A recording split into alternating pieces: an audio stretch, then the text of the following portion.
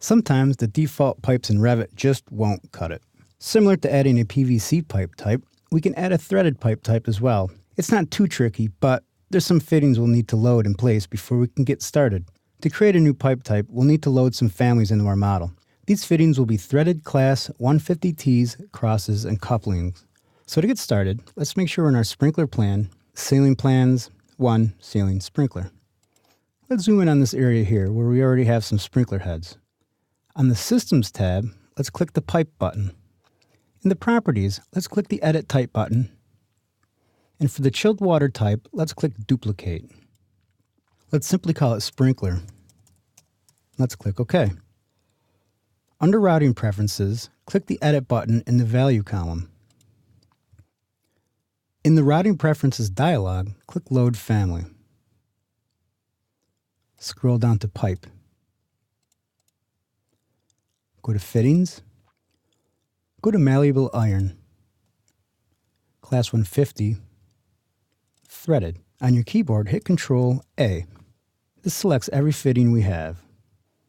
Click Open. Wait for the fittings to load, then we can get on our way. For the pipe segment, instead of copper, let's go with Iron Ductile Class 150. For the elbows, click the drop-down. Let's go Elbow Threaded MI Class 150. Do it for both. Preferred junction type is going to be a T.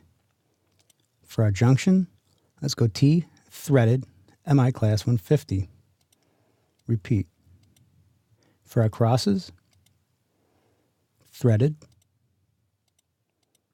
and threaded.